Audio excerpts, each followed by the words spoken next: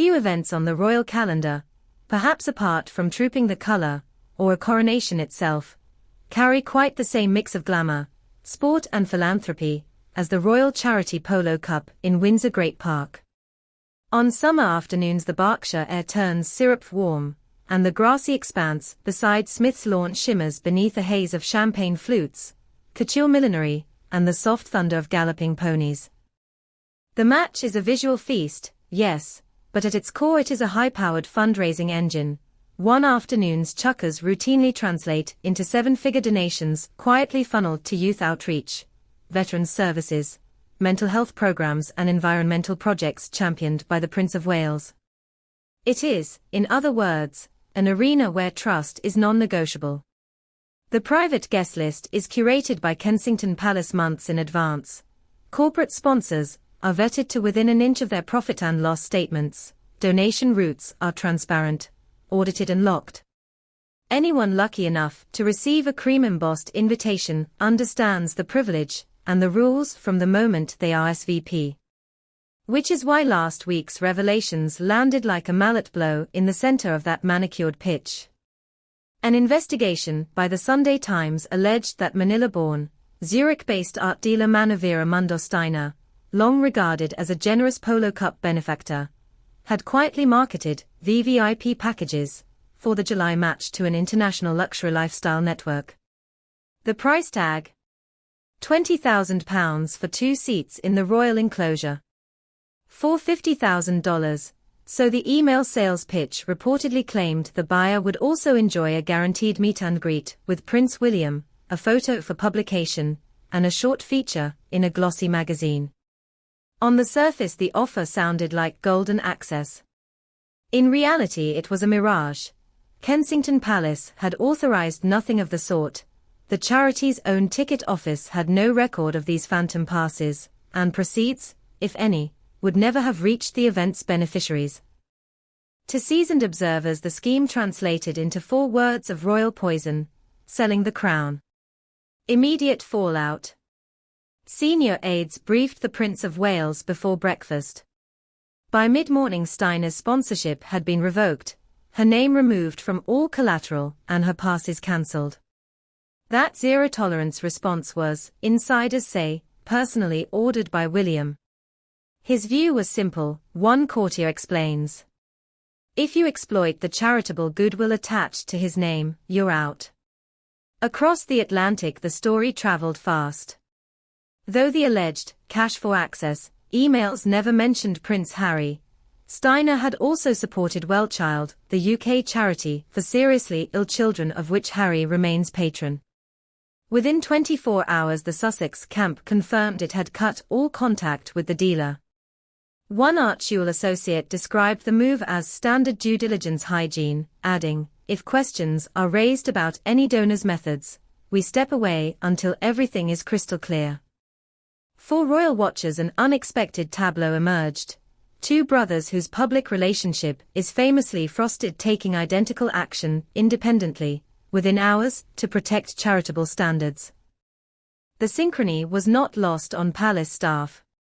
They may differ on 100 things, sighed one senior figure, but when it comes to safeguarding vulnerable beneficiaries, they still speak the same language. Why it matters?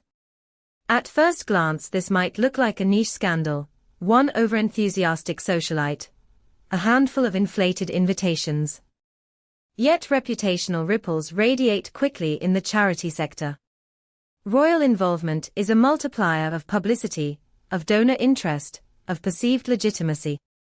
If the public begins to suspect proximity to royalty can be bought, every pound pledged at a polo auction or palace reception is contaminated by doubt.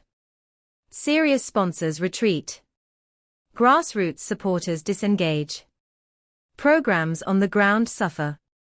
That spectre haunted the House of Windsor in the 1990s, when cash for favors, headlines involving political parties, and honors weakened public faith. The modern court is determined history will not rhyme.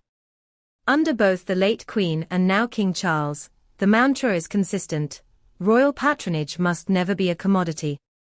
Inside the Polo Cup. A brief primer for the uninitiated. The Royal Charity Polo Cup was founded in 2009 as a three-team, one-afternoon exhibition hosted alternately at Guards Polo Club and the private grounds at Windsor. Over 15 years it has raised more than £15 million for causes ranging from Centrepoint to Tusk Trust. Prince Harry played until 2019. Since then William has carried the royal banner, flanked by a rotating cast of professional friends, including England captain James Harper. Spectators, usually capped at 300, to pledge five-figure sums for fieldside tables. Corporate underwriters pick up catering and infrastructure costs, so that ticket revenue flows directly to charity accounts. Security is discreet, but relentless. Names, passports and donation receipts are cross-checked against an invitation database. For Miss Steiner to promise anybody a velvet rope, bypass suggests either brazen overconfidence or a profound misunderstanding of royal gatekeeping. Who is Manavira Mundos Steiner? An intriguing figure in international art circles, Steiner moved between Basel, Manila and Monaco promoting emerging Southeast Asian painters. Friends praise her philanthropic instinct and note past gifts to London museums. Yet art world gossip columns hint at overstated connections. One dealer recalls her claiming personal friendships with half the royal list. Another, Riley, she could make networking feel like a competitive sport. Her own gallery website vanished from the internet within 48 hours of the Sunday Times story. Calls to the listed Swiss number went unanswered. A short WhatsApp message to a journalist insisted there had been a misunderstanding. No formal statement followed. The wider lesson. Charity sector analysts observe that high net worth fundraising increasingly resembles a marketplace where exclusivity is currency. Donors expect experiential returns, says Dr. Maya Collins of the Institute for Philanthropic Ethics. Access to a gala dinner, or a private palace tour, is baked into the pricing psychology. That reality isn't inherently corrupt, she argues. Many legitimate charities leverage unique venues or celebrity hosts. The danger arises when third parties monetize access without transparency, diverting funds, or laundering their social status through association. Buckingham Palace's response, terminating sponsorship instantly, sends a deterrent signal. But Collins cautions that damage can still linger, even if no money changed hands.